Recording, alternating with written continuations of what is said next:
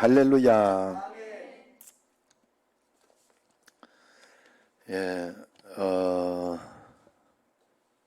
늘 영상으로 예배 드릴 때는 하나님, 이것이 혹시 내가 여기에 익숙해지지 않게 해주옵소서 하고 꼭 기도하시길 바랍니다. 절대 여러분들 꼭 그렇게 하셔야 돼요. 왜냐하면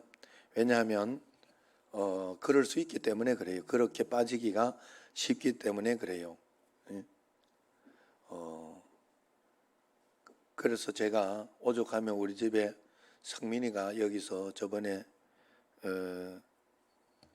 그 격리할 때 늘 영상으로 예배 드렸어요. 여기 와서 캄보디아에서 한국 와서 격리할 때 영상으로 예배 드렸습니다만은 그 이후로 이제 집에서 영상으로 띡 보고 있다 이러면 예배로 치지 않는다. 그렇게 분명하게 이야기를 했어요. 달라요. 아무리 여러분 이야기를 해도, 아무리 잘 드린다고 해도 다릅니다. 그거 하나는 분명해요. 그렇기 때문에 여러분들이 그냥 하나님 앞에서, 그러나 이제 만약에 송성수 권사님처럼 저 전주가 있다 이러면, 또 아니면 오늘 이렇게 몸이 아파서 집에서 어쩔 수 없이 이렇게 예배 드려야 한다, 그럴 때는 이걸 잘 활용하면 너무 좋죠. 그럴 때 집에서 그냥 다른 일하고 TV 보고 있고 이러면 그거는 더 나쁜 일이죠. 분명히 그렇습니다. 그러나 하나님 앞에서 늘 이렇게 예배를 잘 드릴 수 있도록 주님 앞에 그렇게 간절한 마음으로 얼마나 좋은 세상입니까? 제가 오늘 그 생각을 했어요. 참 좋은 세상이구나. 그런데도 우리는 참 불만이 많구나 하는 생각을 했어요. 미국에 있는데도 영상이 다 오고 바로 아기 낳은 것도 볼 수도 있고, 만질 수는 없지만 볼 수도 있고, 계속해서 이렇게 뭘 할 수도 있고 하는 그런 일들이 있으니 얼마나 지금 이렇게 좋은 세상입니까? 참 좋은 세상이구나. 사진도 그냥 바로바로 보내주고 그렇게 하니까 진짜 별로 이렇게 가보고 싶겠다 이러는데 안 가보고 싶어. 그냥 그거나 보면 되지 예, 나중에 보면 되지 그래서 그때 이제 이렇게 합니다만은, 어쨌든 여러분, 우리가 영상으로 예배 드리는 이것도 우리가 이 문명의 이익이나 또 이 코로나 때문에 온 것인데, 여기에 사단에게 속으면 안 돼요. 절대로 사단에게 속아가지고 나는 이렇게 했다고 하나님 앞에 이것으로 주님 앞에 내 의무를 다했다 그러면 안 돼요. 이 세상은 그런 것이에요. 여기에는 하나님의 뜻대로 우리가 이 땅을 살아가는데 하나님의 계획이 여러분에게 다 있어요. 나는 내 계획을 가지고 있어서 그것으로 사는 것 같지만 하나님이 여러분에게 계획을 가지고 인도하고 계셔요. 그렇기 때문에 그 계획을 따라가는 재미로, 그래서 지금 여기에 지금 아내가 미국 가서 있을 줄 누가 알았냐 이 말이에요. 계획하지 않았어요. 또 사실은 좀 계획이 있기는 했는데 그거는 같이 가서 한번 볼 생각도 있었고 그런 마음도 있었는데 코로나 때문에 그냥 포기했어요. 아예 생각도 하지 않고, 아니면 졸업식 때 한번 가볼까 이런 생각도 하고 그렇게 했는데 그렇게 되지 않았어요. 그러나 그렇게 되지 않았다고 해서 계획이 다 틀어지거나 그런 것은 아니에요. 하나님이 여전히 인도하고 계시고 하나님이 지켜주고 계시고, 앞으로도 그 다음 삶의 어떤 여정도 어떻게 일어날지 그건 아무도 모르는 겁니다. 그냥 하나님이 인도하시는 대로 나는 따라갈 뿐이에요. 매일매일 다람쥐 쳇바퀴 도는 것처럼 매일매일의 일상이 돌아가기 때문에 우리는 늘 똑같은 인생을 사는 거예요. 지난 주일 같은 이번 주일을 지나는 것 같아도 그렇지 않습니다. 하루하루, 한 시간 순간순간 여러분에게 이 세상에 두 번 다시 오는 일은 없어요. 모든 것이 단 한 번 여러분에게 있는 순간인 줄 알고, 지난주 금요일 왔으니까 이번 주 금요일은 안 가도 되겠거니 이러면서 그러면 안 되는 거예요. 여러분, 우리에게는 모든 것이 마지막이다 하는 생각을 가지고 주님 앞에서 나아가야 할 줄로 믿습니다. 꼭 그런 마음으로 여러분들이 한 걸음 한 걸음 주님과 함께, 그래서 주님이 인도하시는 삶대로 따라가려고 하면 얼마나, 그 다음에는 어떤 것이 있을까 기대가 되고 소망이 되고 좋잖아요. 하나님 앞에 우리 정신제일교회도 지금 이렇게 돼가지고 여기까지 와 있고, 그런 또 그 다음에는 어떻게 될까 그것도 궁금하고 그렇잖아요. 처음부터 여기 정신제일교회 있었던 분도 계시지만 중간에 또 오신 분들도 있고, 그러면서 또 이렇게 있으면서 또 여기에 있고, 뭐 또 많이 또 변화가 되고 다 모르잖아요, 우리가 하나님 앞에서. 그래서 우리에게는 오직 하나님의 뜻, 예수 그리스도만 있으면 되는 줄로 믿습니다. 그래서 오늘은 오랜만에 한번 백문일답 예수 그리스도 한번 해보도록 합시다. 백문일답 예수 그리스도. 그래서 제가 여러분들에게 질문을 하면 여러분은 무조건 답을 예수 그리스도 이렇게 답을 하면 돼요. 그리고 맨 마지막에는 내가 하겠다 하는 그런 고백이 있으니까 그때는 아시죠? 내가 하는 거. 그때도 예수 그리스도 그러면 진짜 우리가 서로 발이 안 맞는 거예요. 자, 한번 오늘 구호 준비하면 한번 여러분들 얏하고 한번 합시다. 구호 준비. 어두운데 빛은 어디 있습니까? 우리가 먹고 살 생명의 양식은 어디에 있습니까? 가정교육의 원리가 어디에 있습니까? 행복한 결혼 생활의 키가 어디 있습니까? 복의 근원은 누구십니까? 국회의원들이 알아야 될 분이 누구십니까? 대학 교수들이 알아야 될 분이 누구십니까? 태어나는 아이들마다 누구 이름을 불러야 됩니까? 교육의 목표가 누구십니까? 남북 통일의 키를 누가 가지고 있습니까? 나라의 부강의 원리가 무엇입니까? 진리가 어디에 있습니까? 진짜 생명은 어디에 있습니까? 누가 심판할 때 우리의 심판 되십니까? 누가 우리에게 새 육체를 만들어 주십니까? 우리가 모이는 단 한 가지 이유가 무엇입니까? 할렐루야. 한 사람 한 사람 생명의 불씨가 돼야 되겠는데 누가 할까요? 누가? 할렐루야. 아유, 잘했어요. 예, 또 발이 잘 맞으니까 좋네.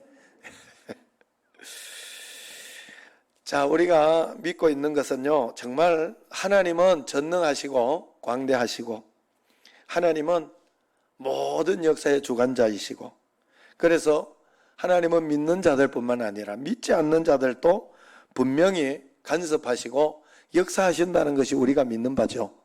우리는 그런 하나님을 믿고 있습니다. 분명히 그런 하나님을 믿고 있어요.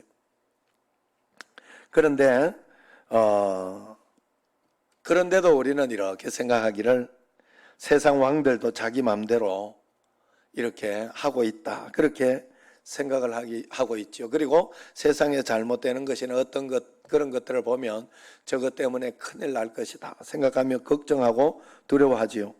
세계의 패권을 좌지우지하는 강대국들이 수없이 많이 역사 속에 등장했다가 사라지고 나는데 그 과정 속에 분명히 하나님의 섭리가 있다.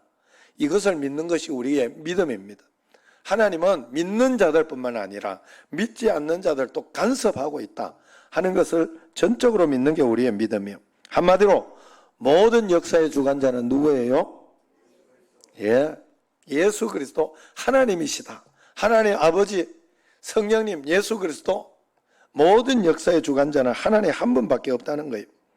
한 나라가 세워지고 강성했다가 무너지는 모든 과정을 보면 우리는 단순히 인간의 힘으로 다 되어지는 것 같지만은 그 속에는 하나님의 간섭하심과 하나님의 섭리하심이 분명히 있고, 믿는 자들을 향해서, 잘 믿는 자들을 보호하기 위하여 하나님이 역사하시는, 다루시는 그러한 것이 분명히 있다는 것이 오늘 성경의 이야기예요. 다니엘서가 그 이야기를 해주고 있습니다. 오늘 1절 말씀 한번 읽어보세요. 1절 말씀 시작. 내가 또 메대 사람 다리오 원년에 일어나 그를 도와서 그를 강하게 한 일이 있었느니라. 다리오 원년에 다리오 왕을 도와서 강하게 해준 일이 있다. 그가 강성하라고 강하게 해준 일, 이게 가브리엘 천사가 이야기하는 거예요. 이 다니엘의 이 환상 중에 와서 이 이야기 비전을, 미래에 대한 비전, 꿈을 이렇게 이야기를, 이런 일이 있었다. 다리오 왕이 그냥 된 줄로 아냐? 이 메데와 바사가 둘이가 합친 나라잖아요. 이게 메데와 바사는 페르시아, 메데는 메데. 그 두 나라가 합친 이 연합 제국의 초대 왕으로 이 다리오 왕이 있었는데, 이 다니엘 사자굴 사건이 있었을 때 그 왕입니다. 그런데 가브리엘 천사가 이 다리오를 도와서 내가 강하게 해준 사실을 너는 알고 있냐? 그래서 된 것이지 그냥 저 힘으로 된 것이 아니다 라고 이야기하는 거예요. 이 구절은 하나님께서는 하나님을 잘 믿는 사람들만 도와주는 것이 아니라 때로는 하나님을 믿지 않는 세상 제국이 패권을 잡도록 또 도와주는 때가 있다는 거예요. 왜 그렇습니까? 그것을 통하여, 전 세계를 통하여 하나님의 역사를 이루실 그런 하나님의 역사가 있기 때문에 그렇다는 거예요. 그렇게 세계의 패권을 잡은 페르시아는 곧 바벨론의 포로로 잡혀온 유다인들을 모두 해방시켜서 고향 예루살렘으로 돌려보내어 성전을 재건하게 해주고 있는 것이죠. 이 페르시아가 바사 왕이 이렇게 감으로 인해 가지고 이제 고향으로 돌아갈 수 있는 그 길도 열어주는 거예요. 그 바벨론 왕 때는 그렇게 하지 않다가 이때 포로 기한의 일이 성사가 되는 겁니다. 그저 페르시아가 바벨론만을 정복하고 그 상황에서 정책에 의하여 유다 백성들이 귀환하는 것 같지만은 그 이면에 알고 보면 하나님이 페르시아를 하나님의 백성 유대를 위하여, 그리고 하나님의 성 예루살렘을 재건하는 그런 도구로 사용하셨다는 그런 말씀이잖아요. 하나님이 역사의 중심이시고 하나님의 관심은 하나님의 자녀들에게 있다는 분명한 말씀입니다. 그러므로 모든 것을 합력하여 선을 이루시는 그 하나님을 여러분은 꼭 믿으시기를 바랍니다. 하나님은 우리가 급하면 우리를 살리시기 위해서 우리를 둘러싼 제국의 운명을 바꿔서라도 건져 주실 것이다 하는 거예요. 얼마나 감사합니까? 하나님께서는 그렇게 극적으로 고향으로 돌아가게 된 하나님의 백성들이 고향에서 정착하는 그 과정 속에서도 하나님은 긴밀하게 역사하시고 인도해 주시는 것을 우리가 에스라, 느헤미야 여기를 보면 알 수가 있습니다. 모든 세상의 권력 가운데에는 마귀의 역사도 있다는 것을 우리가 꼭 알아야 돼요. 오늘 말씀을 보면 지금 바사, 즉 페르시아가 강성하여 역사의 중심 같지만 이 페르시아도 곧 헬라 제국에 무너지게 될 것이라는 것을 이야기하고 있어요. 그것을 예언해 주고 있습니다. 이것을 통해 세상 권력의 무상함을 이야기하지만은 그 상황 속에서도 하나님은 믿음의 사람들을 지켜주실 것이고 그 믿음의 사람들을 지키기 위해 움직일 것이다 라고 이야기하고 있는 것입니다. 그러므로 눈에 보이는 정권이 바뀔 때마다 이 정권은 다를 것이다, 이 대통령은 뭔가 다르다 하지만은 지금까지 여러분 우리나라도 보면 한 번이라도 괜찮고 달라진 적이 있나요? 늘 권력 말에 가면 실망이 되고 또 비일이 아쉬운 통치들 굉장히 많잖아요. 그러므로 세상의 통치에 기도를 걸고 거기에 무엇을 하려고 해서는 안 된다는 거예요. 어떤 상황 가운데서도 나와 함께 계신 주님을 바라봐야 하고 그분에만 희망을 걸어야 됩니다. 2절 말씀을 한번 보세요. 예언의 이야기입니다. 여기 내용은 다니엘에게 하나님께서 앞으로 될 일들, 다니엘에게 앞으로 될 일들을 예언해서 보여주는 그런 내용이에요. 앞으로 계속 그 나라에 될 일들을 다니엘 보고 너 걱정하지 말라고 그런 이야기를 하려고. 그래서 다니엘이 죽고 난 뒤에 다 이 일은 일어나는 일들이에요.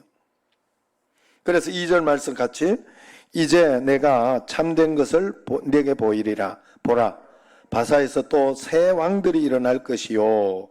그렇게 이야기를 해요. 그 후에 넷째는 그들보다 심히 부요할 것이며 그렇게 이야기합니다. 그거부터 보고 한번 보겠어요. 여기에서 이제 바사에서 또 뭐가 일어난다 그래요? 새 왕들이 일어난다 그래요. 다리오 왕 이후에 새 왕들이 일어났어요. 후계자 3명의 왕이 일어나 캄비세스, 스멜디스, 히스타스피스 왕이에요. 이 왕 이후에 넷째 왕이 또 일어난다는 것이죠. 그래서 그 후에 넷째 왕을 이야기해요. 넷째는 그들보다 심히 부요할 것이며 이야기합니다. 그 넷째 왕이 누군가 하면 그 가장 부요하고 강해진, 네 번째가 가장 부요하고 강해진다는 거예요. 그 넷째 왕이 바로 그 아수에로 왕이에요. 아수에로, 여러분 잘 알고 있는 누구 때 왕이죠? 아수에로라고 하면 못 들어봤어요? 에스더서에 나오는 왕이잖아요. 에스더. 그 왕이에요. 그 왕 아수에로. 그래서 이 왕이 심히 부요하니까 부요함으로 강하여진 후에는 그거 봐요. 2절 마지막에 보면 모든 사람을 충동하여 헬라 왕국을 칠 것이며 그래요. 그리스 이야기를 하는 거예요. 아수에로는 그 힘을 믿고 국력을 어리석게도 이 헬라 왕국 치는데 그냥 잘 다른 나라 치지 말고 그냥 자기 잘 살면 될 텐데 헬라를 치는 그런 일을 단행했다가 대패해서 나라의 기운이 다 하게 돼요. 이게 옛날에 영화로 나왔어요. 2014년에 300 제국의 부활 영화 300이라고 혹시 우리 젊은 사람들은 알 거야 아마. 알지? 300 알지? 그래가지고 그리스 이렇게 거기를 300을 보면 막 울퉁불퉁한 사람들이 막 나와요. 그래서 300명이 이제 그리스를 헬라를 지키는데 거기에 이제 신처럼 나오는 왕이 있어요. 그 왕이 막 100만 대군인지 30만 대군인지 데리고 가가지고 막 하는 그 아수에로 왕이에요. 크세르크세스 1세라고 해요. 크세르크세스 1세. 이 전쟁의 배경입니다. 결국 여기에서 지고 난 뒤에 이제 집에 와 있다가 결국 그 페르시아는 이후로 쇠퇴해져서 거기에서 누구에게 망하는가 하면 이 바사가 누구에게 망하는가 하면 누구에게 망할까요? 알렉산더 왕에게 망하는 거예요. 알렉산더. 그래서 3절 한번 보세요. 3절. 장차 한 능력 있는 왕이 일어나서 그 한 능력 있는 왕이 누군가 하면 바로 방금 이야기한 알렉산더 왕이에요. 자, 이걸 예언하고 있는 거예요. 다니엘에게. 왕이 일어나서 큰 권세로 다스리며 어떻게 해요? 자기 마음대로 행하리라 그래요. 이 왕이 알렉산더 대왕인데 역사상 어떤 정복자보다 뛰어난 능력으로 세상을 휩쓸어서 아무도 필적할 자가 없어요. 자기 마음대로 하도록 되어 있죠. 그러나 그 영광은 또 너무나 짧았다는 거 아시죠? 알렉산더 왕이 몇 세에 죽었죠? 잘 모르겠죠. 물론 나도 다 찾아봐서 아는 거예요. 33세에 죽은 33세야. 막 그 제국을 막 다 이겨놓고 난 뒤에 33세 깨꼬닥 했다니까. 뭐 한 50세라도 살다가 죽었으면 억울하지는 않지. 응? 33세. 명체 몇 살이고 지금? 조때 죽었다 이 말이에요. 조때. 얼마나 억울해. 얼마나 속상하고. 그런데 4절 말씀 계속 이제 그 예언이 이어지는 거예요. 4절. 그러나 그가 강성할 때에 그의 나라가 갈라져 그러잖아요. 굉장히 알렉산더가 대단했을 때 그의 나라가 갈라진다. 죽었다는 거예요. 죽고 난 뒤에 천하 사방에 나누일 것이나 그의 자손에게로 돌아가지 아니할 것이요 그래요. 뭔 말인가 하면 알렉산더 왕이 죽고 난 뒤에 자기 자손 두 아들이 있었는데 그 두 아들은 그 정적들에 의해서 죽임을 당하게 돼요. 그래가지고 알렉산더 왕이 죽고 난 뒤에 두 아들이 살해되어서 그 아들이 계승하지 못하고 그의 자손들에게 돌아가지 못한다 하잖아요. 거기에 보면 그의 자손에게 돌아가지 못할 것이요. 또 그 나라가 뽑혀서 그 뒤에 보세요.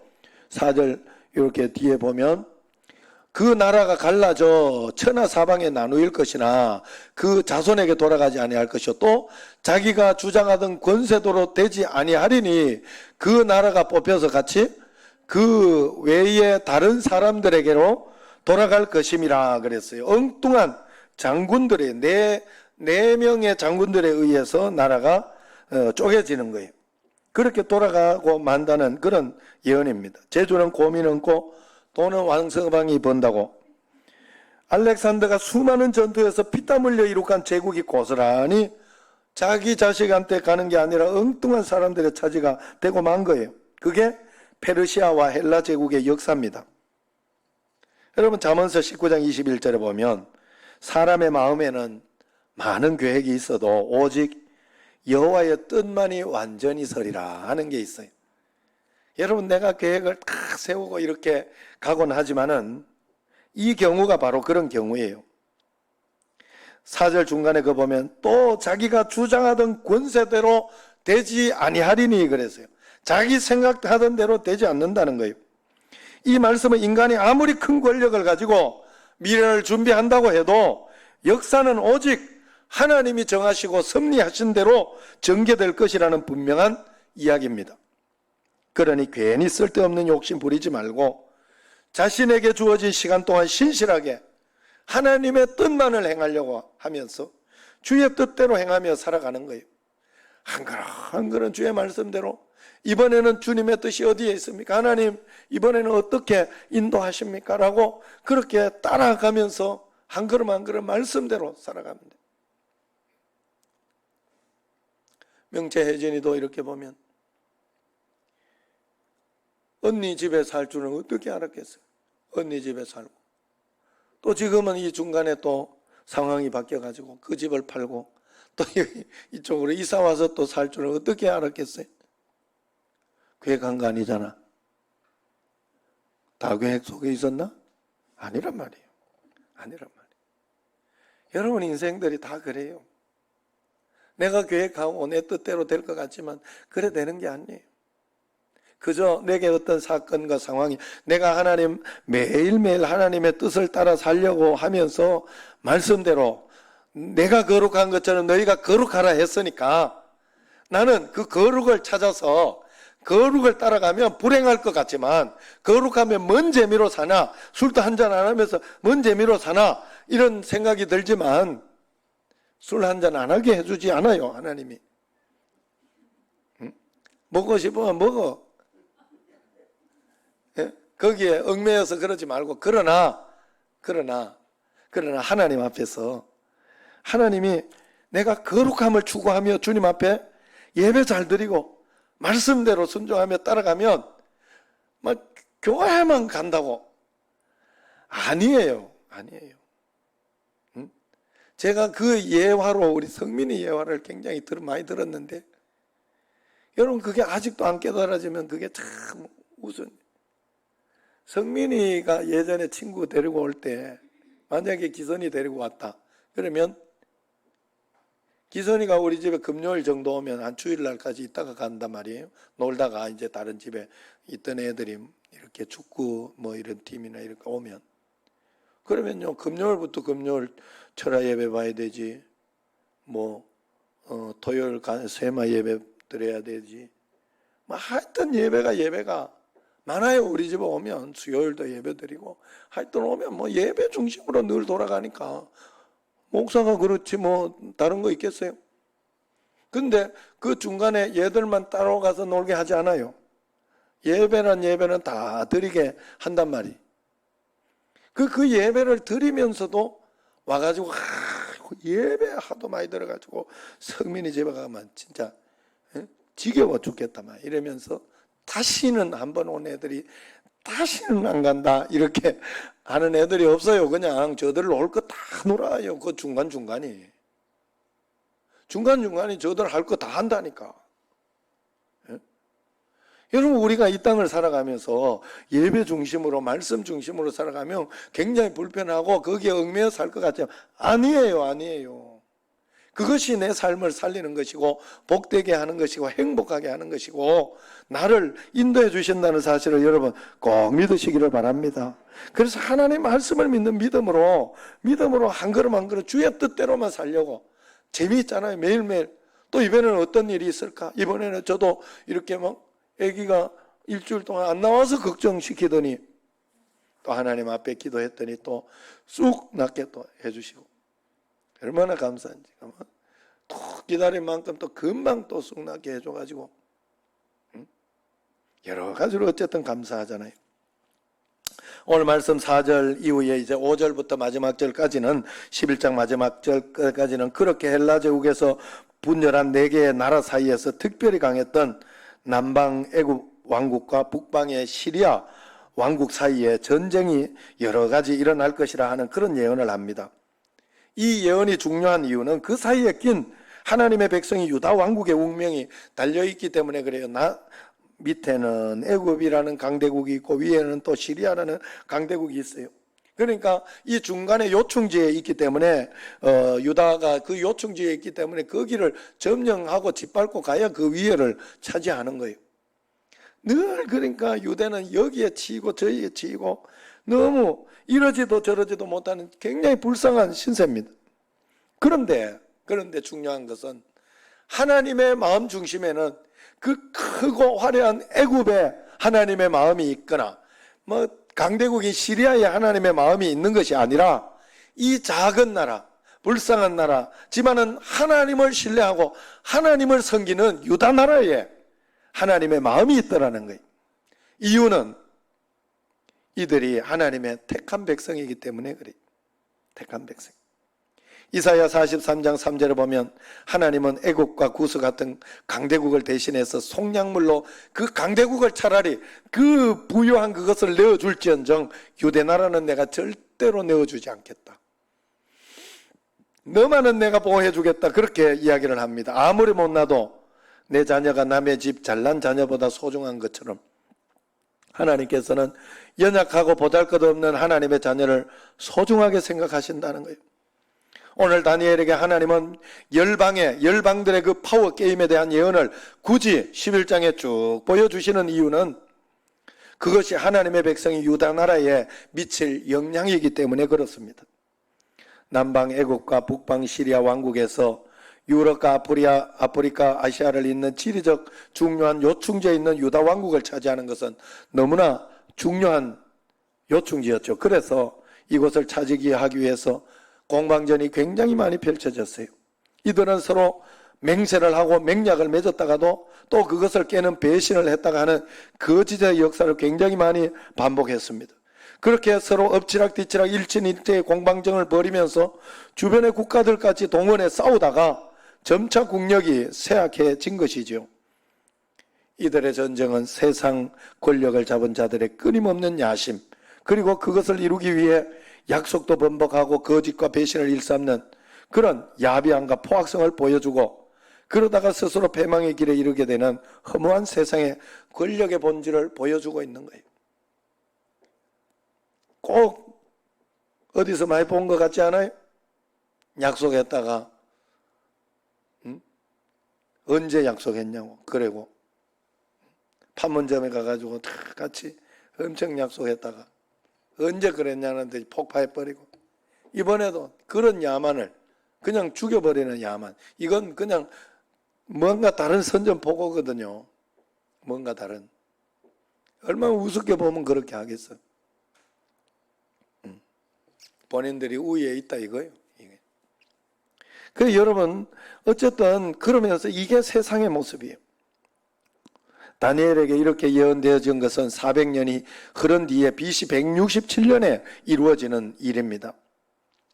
다니엘이 없는 때인 이 역사를 다니엘에게 보여주는 이유가 무엇이겠어요? 그것은 하나님이 이 악한 세상의 역사도 하나도 놓치지 않고 주관하고 계시다는 것을 분명히 알려주시기 위해서 그렇습니다. 그러니 너는 두려워하지 말고 나만 믿고 따라와라 하는 분명한 말씀이 있습니다. 알렉산더 대왕이 자신의 후계 구도 하나도 자기 마음대로 못했던 것처럼 악한 세상의 권력자들이 아무리 음모를 꾸며도 그의 뜻대로 역사를 흘러 들어가지 않는다는 것을 분명히 보여주고 있습니다. 역사의 주관자이신 하나님께서 다 지켜보고 계시다가 선을 넘는다 싶으면 반드시 개입해서 역사의 물줄기를 하나님이 원하시는 방향으로 돌려버리신다는 그런 뜻입니다. 잠시 악이 번성하는 것 같지만 하나님께서는 역사가 완전히 파국으로 치닫지 않도록 하나님은 반드시 컨트롤해 나간다는 거예요. 내 삶도 마찬가지. 내 삶도. 바벨론 뒤에도 페르시아 뒤에는 헬라 제국은 또 몇 개의 나라로 갈라져 끊임없이 서로 견제하고 배신하고 싸우기를 반복합니다. 한때 천하를 호령하는 권력자들도 하나님의 때가 되면 한순간에 권력을 잃어버리고 죽임을 당하고 전혀 예기치 못했던 새로운 강자들에게 그 자리를 내어주면서 사라지게 되는 것이죠. 이것은 세상 권력이 얼마나 허무한가를 보여주는 그런 단적인 예입니다. 그러나 하나님은 이러한 가운데에서도 하나님의 자녀를 지켜주신다고 이야기하고 있는 것입니다. 하나님은 나라가 3번 바뀌었는데도 다니엘을 지켜주시고 승승장구하게 해주신 것처럼 어떤 상황과 환경에서도 하나님을 잘 믿고 순종하는 사람은 하나님이 반드시 건져주신다. 그렇기 때문에 우리는 하나님의 말씀을 잘 듣고 순종하며 믿음으로만 살아가면 되는 줄로 믿습니다. 오늘 결론의 말씀을 이사야 43장 말씀을 가지고 한번 지어보려고 그래요. 43장 1절에 보면 이렇게 이야기합니다. 여러분들이 잘 아는 내용이에요. 제가 읽어드릴게요. 야곱아, 너를 창조하신 여호와께서 지금 말씀하시느니라. 이스라엘아, 너를 지으신 이가 말씀하시느니라. 너는 두려워하지 마라. 내가 너를 구속하였고 내가 너를 지명하여 불렀나니 너는 내 것이라. 하나님의 말씀이에요. 하나님은 우리를 창조하시고 지으셨다고 분명히 말씀하시고 우리를 지명하여 불렀다 했습니다. 여러분, 우리가 다는 모르지만 여기에 앉아있고 하나님의 백성이 된 것은 하나님이 나를 지명하여 부르신 줄로 믿으시기 바랍니다. 그래서 여러분들이 그 믿음으로 살아내, 지명하여 부른 하나님의 사람은 믿음으로 말씀대로 살아내야 되지. 내 마음대로 살면 늘 일이 꼬이고 늘 일이 문제가 터지고 그런 거예요. 문제가 터지는 거는 다 똑같지만은, 그렇지만은 문제가 해결이 되지 않는 거예요. 해결이 되지 않는 거예요. 터지는 것은 어쩔 수 없지만 해결되지 않는 거예요. 그래서 하나님이 우리를 분명히 지으셨으니까 너는 두려워하지 마라 말씀하고 있습니다. 그래 2절 말씀 보면 그렇게 이야기해요. 이사야 43장이니까 한번 찾아보세요. 같이 읽는 게 좋을 것 같아. 내 혼자 읽으니까. 이사야 43장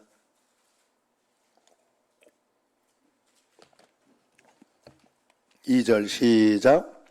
내가 물 가운데로 지날 때에 내가 너와 함께 할 것이라.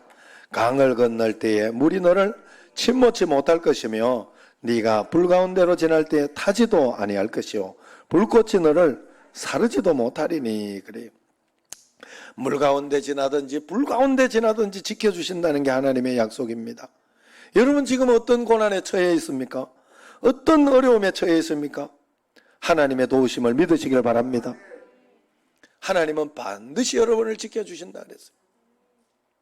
자, 여기에서는 반드시 지켜주신다는 것도 중요하지만은 내가 하나님의 말씀대로 살려고 애를 쓰고 노력해야 하는 게 중요해요.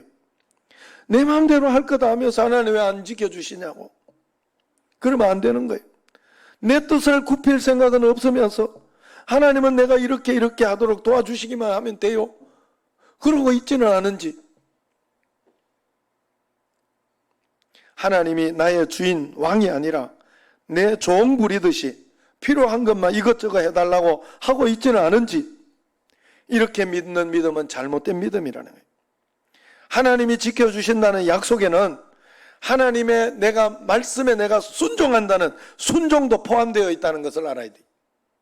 철저하게 하나님의 말씀이면 내가 말씀대로 순종하겠습니다 하는 순종도 포함되어 있어요. 그 순종을 통하여 하나님은 지켜주시는 거예요. 그게 믿음이거든.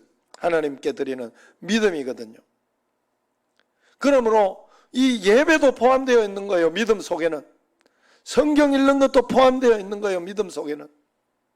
하나님의 약속 속에, 지켜주신다는 약속 속에는 그 모든 것들이 다 포함되어 있는, 믿음은 그래야 돼요. 어느 목사님들 5번에 남기려 모였더니 그 목사님 설교하면서 그런 이야기를 목사님들끼리 요번에 모임을 했다고 그래요. 그 코로나 때문에 너무 어렵다고 목사님들이, 어떤 목사님 자꾸 모여 해가지고 정부도 원망하고 또 걱정하고 막 이러면서 이것도 힘들고 저것도 힘들고 막 그러더라고요. 그러니까 다혈질 목사님인지 한 목사님이 그분을 보고 소리를 버럭 지르. 목사님 하나님 안 믿으시죠? 이러더라고요. 그 어려운 가운데서도 하나님 하실 수 있다 하는 걸 이제 그분은 이야기한 거죠. 여러분, 하나님은 그렇습니다. 반드시 하나님의 일을 하셔요. 그냥 우리가 할 일은 그저 하나님을 믿는 것뿐이에요. 믿는다는 말은 순종한다는 말. 믿는다는 것과 순종한다는 말은 같은 말이에요. 나는 순종하지 않으면서 막 이렇게 나는 믿고 있다고 믿고 있고, 그건 내 생각을 믿고 있는 거잖아요. 내가 원하는 것만 해달라는 거니까. 이해가 되죠? 그건 믿음이 아니에요. 믿음은 순종이 포함되어 있는 거예요. 하나님 말씀대로가 포함되어 있는 거예요. 죽어도 그냥 말씀대로, 하나님 뜻대로. 3절 말씀 한번 읽어봐요. 거기에 3절, 이사야 43절 3절 시작.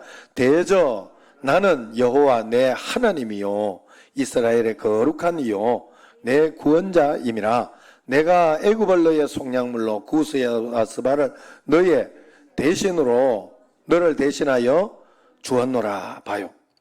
애굽, 이거는 그런 걸 상해. 애굽은 굉장히 강대국, 강한 나라, 그리고 풍성한 어떤 그런 것들, 또 스바와 구스, 이것도 막 화려하고 좋은 어떤 풍성한 그런 것들이 있지만 작고 보잘것없는 너와 바꾸지 않겠다. 차라리 그걸 다 줘서라도 내가 너를 살려주겠다. 우리가 그런 존재, 하나님 앞에 그런 하나님의 백성이에요. 이걸 진짜 믿어야 되는 거예요. 그런데 우리는 어떤 일만 있으면 주눅이 들고 어떤 거 있으면 저것만 부럽다 막 이러고 그러면 안 돼요. 그러면 정말 하나님이, 내가 청신제일교회 있으면서 다른 교회 이렇게 가보고 형님교회도 가보고 뭐 큰 교회들 이렇게 가보면 부럽고 막 그럴 때가 굉장히 많아요. 많지만 내가 거기에 속으면 안 되겠다 하고 내 정신을 자꾸 차린단 말이에요.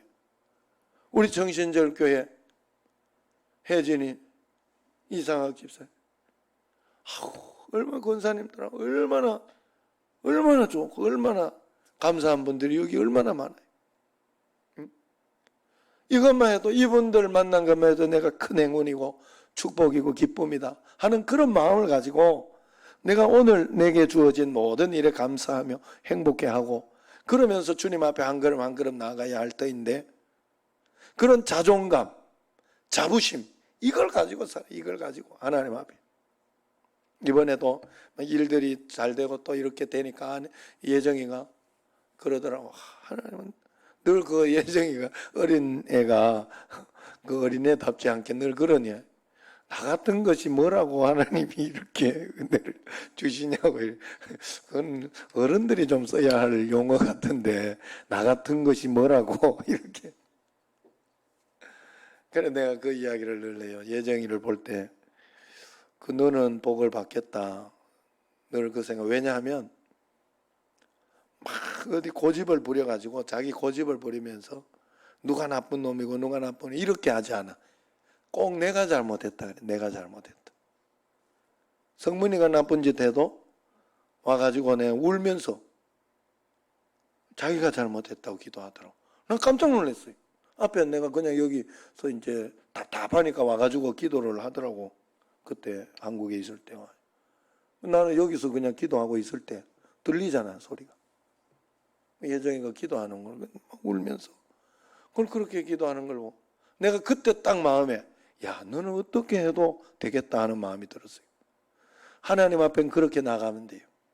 하나님 앞에 뭐 잘했고 말고 이거 이야기할 거 없어. 그냥 하나님, 내가 잘못했습니다, 도와주세요. 지금 어렵습니다, 불편합니다, 도와주세요. 하나님, 내가 죄인입니다. 그냥 그러면 하나님은 나를 도와주세요.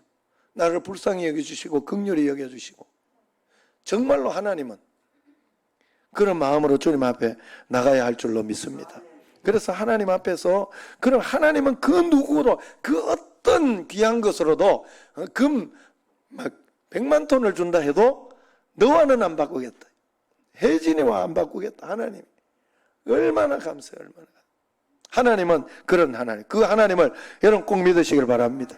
하나님은 우리의 여호와가 되신다 그랬죠. 여호와와 하나님에 대해서 여러분에게 몇 번 설명했기 때문에 잘 아시죠? 인격적으로 내 수준으로 내려와서 그랬죠요, 안 그랬죠요 이렇게 이야기하듯이 그 수준에 내려와서 이야기해 주시는 하나님을 성경에서는 여호와라고 표현해요. 그리고 전능하시고 어떤 일에도 능력 있게 우리에게 권능을 행해 주실 수 있는 분을 하나님이라고 표현해요. 엘로힘. 그래서 나는 여호와이기도 하고 하나님이기도 하다. 내 구원자다. 그렇게 이야기를 하면서 절대적으로 어떤 것과도 바꾸지 않는 절대적으로 너를 사랑한다 라고 이야기하지 않습니까? 요즘 나라의 혼란스러운 정치, 경제, 문화 상황을 보면서 이 나라 미래가 어떻게 될 것인가 걱정하는 분들도 많아요. 그러나 우리는 새벽마다 나라를 위해 기도해 오지 않았습니까? 기도도 안 하고 놀다가 그래 됐으면 문제지만은 기도하면서 주님 앞에 바르게 우리 교회가, 한국 교회가, 이 나라가, 그리고 이번에 코로나나 이런 것들 통해서도 우리가 하나님 회개합니다 하는 그런 마음으로 주님 앞에 기도하고 있으니 하나님께서 그런데도 이렇게 되었다면 이 또한 하나님의 뜻으로 받아들여야 하는 것이 바로 신앙인의 자세입니다. 이 사람이 당선되면 나라가 잘 될 것 같고 저 사람이 대통령 되면 나라가 망할 것 같지만 그렇지 않습니다.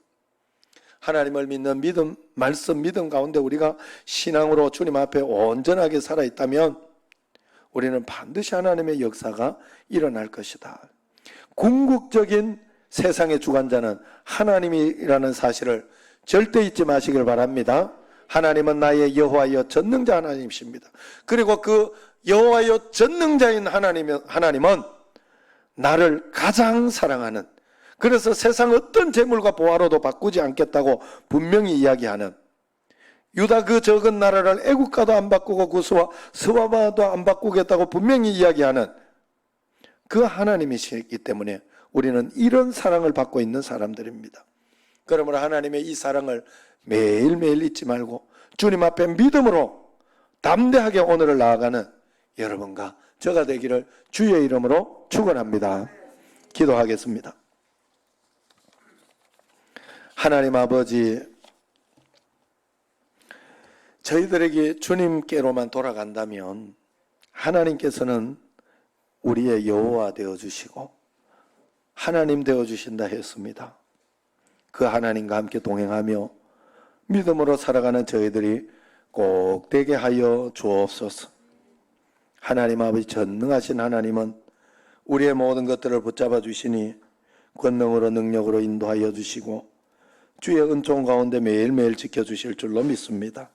감사헌금 드립니다. 11조헌금, 건축헌금, 개냐장학금, 구제헌금, 성교헌금으로 드립니다. 모든 물질은 주님 주관하여 주시고 역사하시고 더 풍성한 것으로 복된 것으로 인도하여 주옵소서.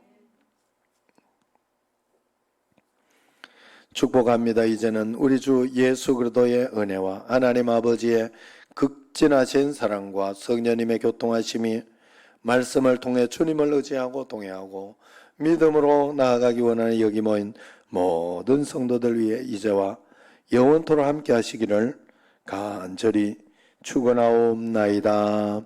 아멘.